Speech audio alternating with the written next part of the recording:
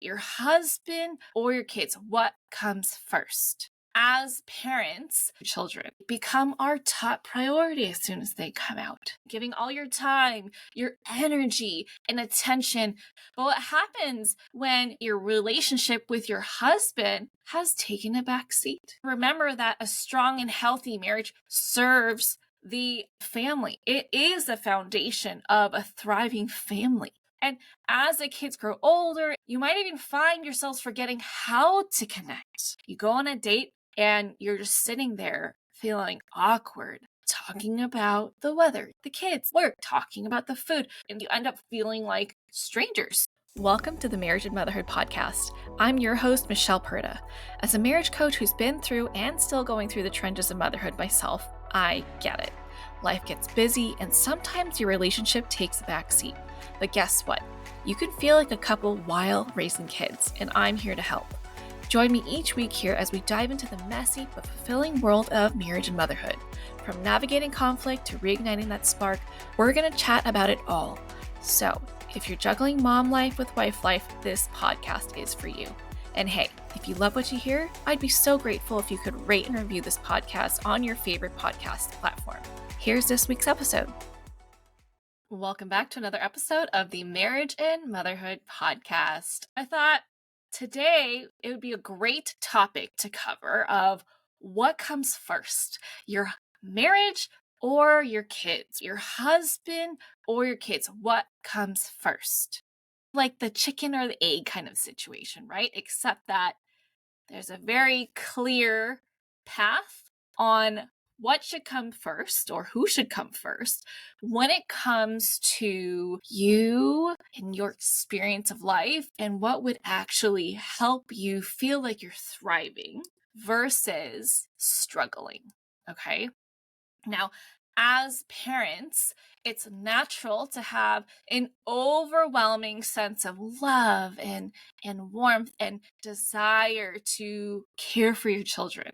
You've got laser focus on your kids. We brought them into the world, so obviously we want to do everything in our power to make sure that they're well provided for, well taken care of, and that they have a great childhood. And they are our pride, right? They're our joy, and they become our top priority as soon as they come out. But while we're doing our best to be the best kind of parent that we can be, trying to always be better than the last generation, how did I experience my childhood? What were things that I wanted to do better for my kids, right? All of that. While we're doing that, we can sometimes unintentionally neglect our marriages. I've personally done this. Sometimes it keeps coming up. It's just the natural ebb and flow of juggling the different relationships in your life. And being aware of this is essential, right? So today I want to talk about why putting our kids above our relationship with our partners can be detrimental in the long run. Life is typically juggling the demands of work, if you work outside of the home, household chores, taking care of your kids, right? Being a family member, being a wife, all those things.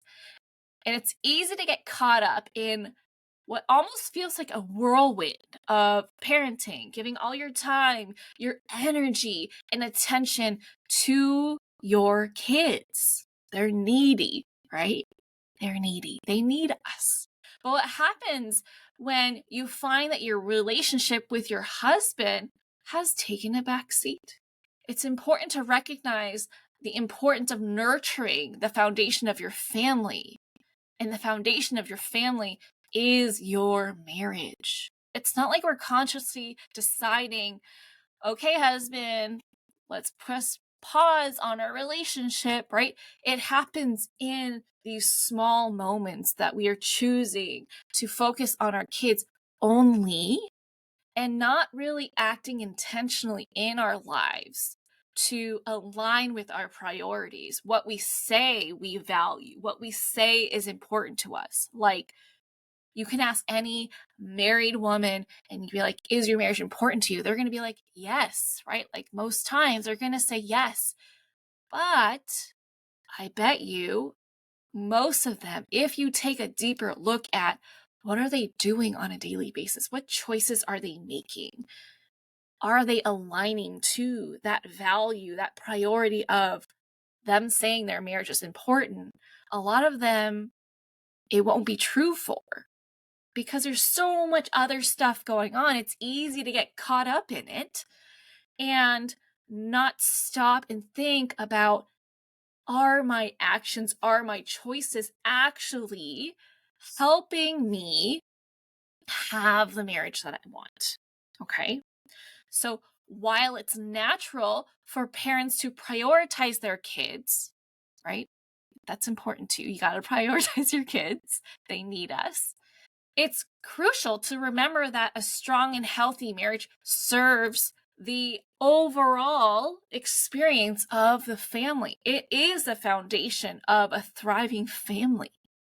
When couples neglect their relationship, it can lead to feeling lonely, resentful, and ultimately dissatisfied in your marriage.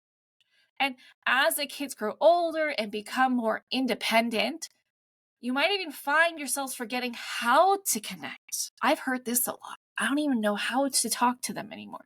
I don't even know what we can do with each other. I don't even know how to interact with them.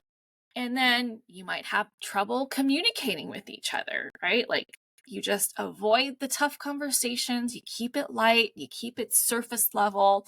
But beyond that, you don't know how to have a deeper connection with each other through communication.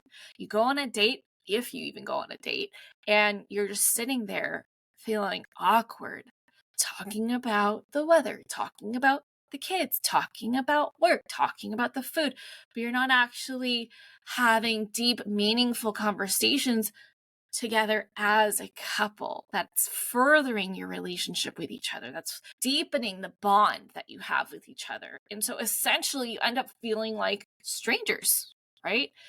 Especially during the empty nesting phase where the kids are off and it's just you two. You got no buffers in the home, no distractions where people are constantly asking for snacks and food and taking people to different activities, like in my case, jujitsu or swim class. You have a lot more space and now you don't know what to do with that space with each other. So you fill it with going on your phone. I mean, you might even be doing this now, right? When the kids are in bed, you're like, I don't know what to do with you. So I'm just going to go on my phone. I'm going to go watch Netflix. I'm going to talk to my friend. I'm going to go do this. I'm going to do that. Anything but hanging out with each other, right? And this makes sense because, like, you spent several years in the beginning solely focused on the relationship, right? But as soon as the kids come out, it could be like a decade or two where you're not focusing on the relationship at all. So of course you're going to feel like strangers. Of course it's going to feel weird. Of course you're going to feel uncomfortable when it comes to figuring out, how do I spend quality time with you? How do I talk to you? What do we even talk about? And it's important to be able to learn how to strike a balance between being a dedicated parent and nurturing your partnership so that it's loving, so that it's maintained. Because connection is not like oh, well, I put in 5 years, so we're good to go. It's an ongoing thing that needs constant, continuous effort, energy, love, devotion, commitment. Okay. Now, what's really at the base of all of this is that we as moms have 3 really important relationships in this moment, in this stage of life. We've got the 2 clear ones, right? We've got our relationship with our spouse, we've got our relationship with our kids, and then there's one relationship that isn't talked about enough that has such a huge impact and influence over our experience of our marriage and of motherhood. And that's our relationship with ourselves, your relationship with yourself. Like, you may have not thought of it this way, but you are actually in a relationship with yourself. The way you treat yourself, the way you talk to yourself, talk about yourself, the decisions that you make for yourself, these all shape your relationship with yourself. And out of these three very important relationships, we often put the kids up as number one, the most important relationship. And then follows the marriage, if you have time and energy, and then yourself, which often gets forgotten because we have been conditioned, we have been taught to prioritize our kids, our family. We have been conditioned to be selfless, as if it's a badge of honor that we wear, because this is what the previous generations did. They prided themselves in not doing anything for themselves, doing everything for their family, and letting their family be a reflection of them. But I'm going to say a word that I don't normally say, okay, which is should, because us moms, we have enough shoulds put on us that we don't need any more of that. We need to take away from the shoulds, because a lot of people are trying to tell us how we need to be living our lives, but there is this one should that I firmly stand behind, because it will actually help you live your life your way in the best way possible. And the should is that the order should be in reverse. Okay? You should come first, then your marriage, and then your kids. You first, your marriage, then your kids. Okay? But before I continue, I want to do like a quick side note. This order only pertains to you if you are in a healthy relationship. If you are experiencing any form of abuse in your relationship, you should still come first, but your kids should come above your marriage, because that marriage is not actually a healthy marriage. Okay? If you are in an unhealthy marriage, please go get help. Please, please, please go get help. I want you to be safe. Your safety is the utmost important thing in your life, right? Because you come first. So please go get help. Anyway, with that said, we are no longer living in a time where selflessness is something to be proud of. Okay? Like I said before, they wore like a badge of honor. We are now taking that badge off, burning it up, because it is nothing to be proud of to be like, oh, I'm the most selfless person. Because when you are selfless and you're only selfless, you never think about yourself, you only think about other people. That's what you call being people pleaser. But the only thing that comes out of that is burnout and resentment. Okay? When you're selfless all of the time, you become a doormat. Everyone uses you to their benefit, and they don't regard what's good for you. You are not a part of the consideration, and that can't be. That cannot continue.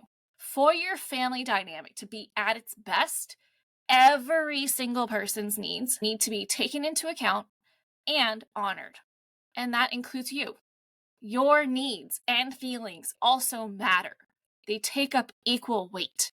Prioritizing yourself is good. If you are too selfless, I am asking you to be more selfish.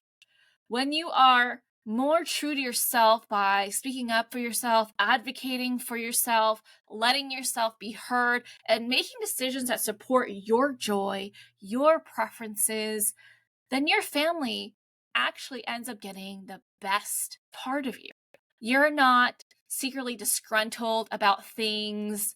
You're not getting angry quickly. You're not always experiencing some level of irritation, right? You're more authentic. You're more available, present.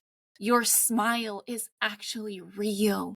They get to have a relationship with the real you, not the person who's pretending that nothing bothers her. Everything is okay. As long as you're happy, I'm good, right? I want you to step away from the people-pleasing version of you, the version of you that makes sure that everybody else is comfortable. Meanwhile, you're dealing with the discomfort of not having your needs and your wants met. You just surviving. I want you to thrive as much as you let your family thrive. Can you make yourself a factor in what you do? I'm not saying forget about your family, but can you remember yourself? Some things you can do to start putting yourself first is to start incorporating what you need into your daily routine. What do I need to be my best self today or on a daily basis?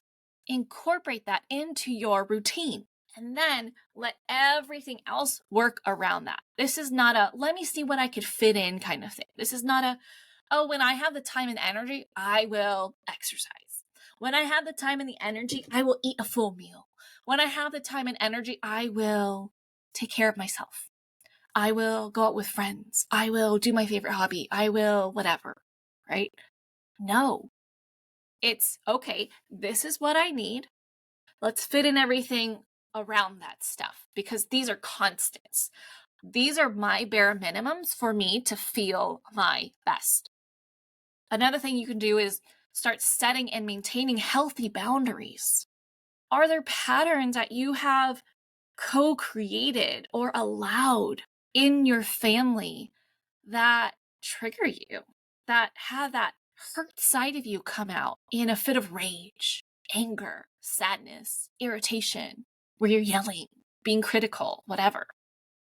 Take a look at that. See what boundaries you need to set for yourself, with your husband, with your kids, so that you don't experience that on a regular basis. When people know more about how you wish to interact with them, what type of relationship you want to have with them, they can start to make adjustments as you also make adjustments to honor their needs and display respect for them. What if you don't tell people?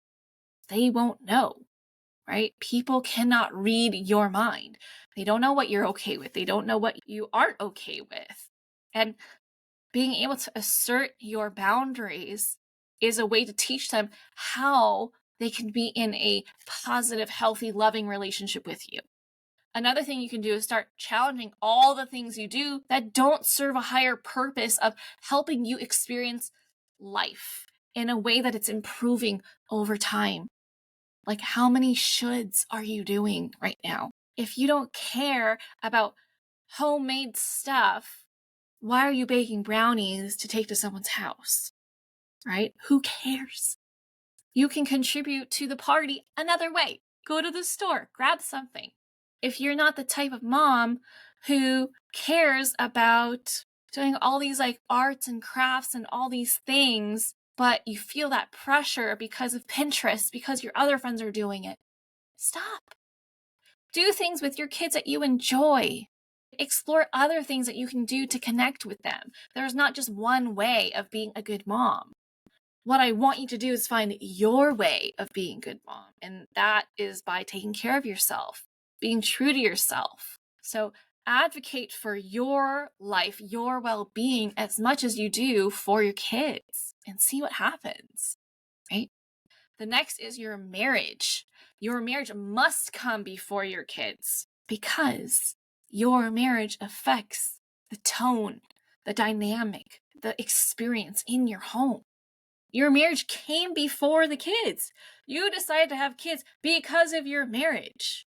So don't forget or lose sight of the importance and the gravity of the weight of how good your marriage gets to be and how it positively impacts your family, your kids. Again, as long as you're in a safe relationship. When your connection with your husband is strong, it creates a strong foundation for your family. It creates a deeper sense of security for the kids. It creates harmony in the home, right? And when you have a healthy marriage, you can demonstrate healthy conflict resolution skills, true partnership when it comes to parenting and making life decisions together. And it's also way more fun. So there's going to be more laughter and joy in the home. When you have a healthy marriage, they get to witness and experience through your marriage And that's going to shape their beliefs and their expectations about their future relationships. It's going to influence what type of relationships they're going to be in, how they show up as a partner, what they tolerate, what they don't tolerate, their ability to set boundaries, their ability to communicate effectively, their ability to resolve conflict in a healthy way. Like many of you, I took what I learned from my parents' marriage and mimicked a lot of what I saw, which led to a lot of toxic behaviors that I personally exhibited and that I accepted from my relationships for a while. I had to learn how to communicate better. I thought I was great. I was not. I found myself in arguments all of the time that went nowhere. Conflict unresolved and repeated over and over and over again. Constantly feeling like I'm not seen or heard. There's a lack of security in the relationship. So I had to learn elsewhere how to do things differently so that I could change my experience of relationships, so that I can show my kids something different through our marriage, because I don't want to continue what I grew up with. I don't want to continue what I experienced in my earlier relationships. I don't want to perpetuate dysfunctional relationship patterns in my life or see my kids and future generations do it too. I want it to stop with me.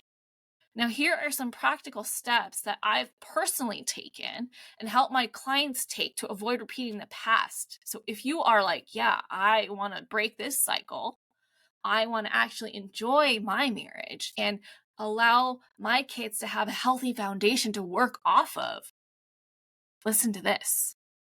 The first key step is communication. You must be able to openly discuss your feelings and concerns, your wants and your needs with your partner. There needs to be that level of transparency, honesty, vulnerability, and you have to create a safe environment where both of you can do this, where both of you are expressing your needs and your expectations. Because when your communication is on point with each other, that's where you can make adjustments with each other and grow with each other and learn more about yourself and the other person so that you can actually resolve conflict and have each other's backs and not question the stability of your relationship.